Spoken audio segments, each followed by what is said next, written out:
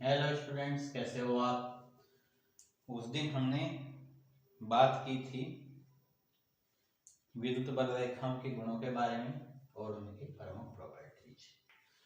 अब आज बात करते हैं नया टॉपिक से विद्युत द्विध्रुव, इलेक्ट्रिक डाइपोल बोलते हैं इंग्लिश में।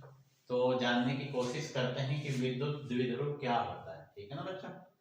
तो समझते हैं ऐसा सिस्टम जिसमें दो बराबर परंतु विपरीत प्रकार के बिंदु आवेश एक दूसरे से अल्प दूरी, बहुत ही कम दूरी पर स्थित हों, तो ऐसे सिस्टम को, ऐसे निकाय को हम क्या बोलते हैं बच्चों? ऐसे सिस्टम को बोलते हैं विद्युत द्विध्रुव, यानी दो ध्रुव। ऐसा सिस्टम जिसके दो ध्रुव हों, एक तरफ धनात्मक आवेश हो, दूसरी तरफ ऋणात्मक आवेश, और उनके बीच की दूरी बहुत ही कम हो। ठीक है ना। तो ऐसे सिस्टम को हम क्या बोलते हैं? विद्युत द्विध्रुव बोलते हैं। मान लीजिए मार्कर है, इसके यहाँ प्लस क्यू आवेश रख दीजिए, इसके यहाँ माइनस क्यू, बीच की दूरी बहुत ही कम हो, यानी 10 की घात -10, यानी एंगस्ट्रॉम की कोटि में हो, तो ऐसे सिस्टम को हम क्या कहते हैं बच्चों? विद्युत द्विध्रुव कहते हैं। इसके एग्जाम्पल ले सकते हैं HCl के अणु, H2O के अणु, HBr के अणु, NaCl के अणु, etc। जैसे कि बात करते हैं HCl के अणु की व्याख्या, explanation of the molecule of HCl। एक तरफ इसमें -Cl- आवेश, दूसरी तरफ H+ आयन है। यहाँ Cl- आयन के बीच की दूरी कितनी होती है इनकी? 0.1 एंगस्ट्रॉम। जैसा कि परिभाषा में कहा गया है, ये अलग अलग प्रकृति, ये धनात्मक आवेश है, ये ऋणात्मक आवेश है, बीच की दूरी बहुत कम है। तो ऐसे सिस्टम को जो हमने बना दिया है, इस सिस्टम को क्या बोलते हैं? विद्युत द्विध्रुव। ठीक है ना। इस अणु के लिए, HCl के अणु के लिए, जैसा कि चित्र में भी दिखाया गया, ये माइनस क्यू आवेश, ये प्लस क्यू आवेश, बीच की दूरी बहुत ही कम, बहुत ही कम दूरी के लिए डिनोट किया जाता है। तो 2a डिनोट कर लेते हैं बच्चों, या 2l डिनोट कर लेते हैं। ठीक है ना। तो उम्मीद है समझ गए होंगे कि ऐसा सिस्टम जिसमें दो अलग अलग प्रकृति के आवेश एक दूसरे से कुछ दूरी, यानी अल्प दूरी पर रखे हुए, बहुत ही कम दूरी पर रखे हुए हों, तो ऐसे सिस्टम को हम विद्युत द्विध्रुव कहते हैं। A system in which situated two charges of opposite nature between shortest distance, so then the system is called electric dipole। और इसके एग्जाम्पल्स दे सकते हैं molecule of HCl, H2O, HBr, NaCl, CO2, NH3, etc। बहुत सारे हो सकते हैं example. इसकी एक्सप्लेनेशन हमने आपको समझाई है।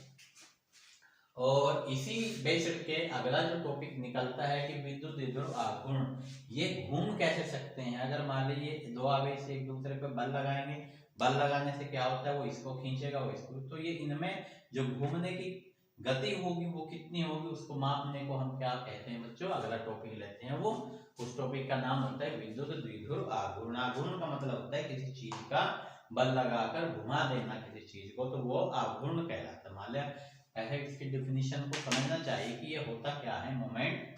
तो जब हम किसी वस्तु पे फोर्स लगाते हैं, तो उस वस्तु का अगर हम फोर्स लगाकर घुमा देते हैं, तो उसको क्या बोलते हैं? विद्युत बल आघूर्ण बोलते हैं उसको। और अगर विद्युत बल के द्वारा उसको घुमा देते हैं, तो विद्युत द्विध्रुव आघूर्ण बोल जाते हैं। क्योंकि दो विपरीत प्रकृति के आवेश हैं, एक दूसरे को फोर्स लगाएंगे, उसके फोर्स लगाने से ये आपस में गति करेंगे, घूमेंगे, तो इसको क्या कहा जाता है फिर? विद्युत द्विध्रुव आघूर्ण। तो वो कितना घूम सकते हैं, उसकी माप को ज्ञात करने के लिए हम इस टॉपिक को पढ़ते हैं। विद्युत द्विध्रुव में किसी एक आवेश के परिमाण तथा दोनों आवेशों के बीच की अल्प दूरी के गुणनफल को, दोनों आवेशों के परिमाण और उनके बीच की अल्प दूरी के गुणनफल को विद्युत द्विध्रुव आघूर्ण कहते हैं। The product of any charge in magnitude and distance between them is called electric dipole moment. It is denoted by P। इसे P से प्रदर्शित करते हैं, जैसा डायग्राम में हमको दिखाया गया। अब इसका मैग्नीट्यूड लेते हैं, इसका परिमाण लेते हैं। तो जो प्लस वाला होता है उसका परिमाण तो प्लस में ही रहता है, माइनस वाले का परिमाण बच्चों क्या हो जाएगा? ये ऋणात्मक जो माइनस वाला चिन्ह है ये हट जाएगा, और इनके विद्युत द्विध्रुव आ जाएगा। क्यों? इन दोनों में से कोई भी एक लेना है, और बीच की दूरी देख लीजिए कितनी है, 12, तो उसका हमें गुणनफल करना है। तो जो गुणनफल करेंगे बीजे व्यंजक का, तो जो अंक है वो आगे आ जाएगा, और Q × L इकट्ठा हो जाएगा।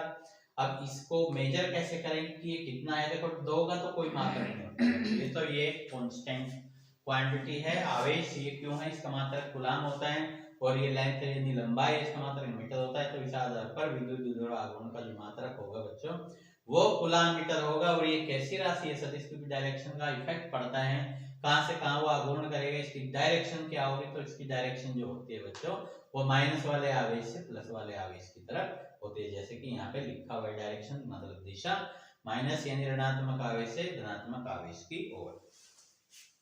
ठीक है बच्चों, तो आप समझ गए होंगे आज विद्युत द्विध्रुव और विद्युत द्विध्रुव आघूर्ण के बारे में।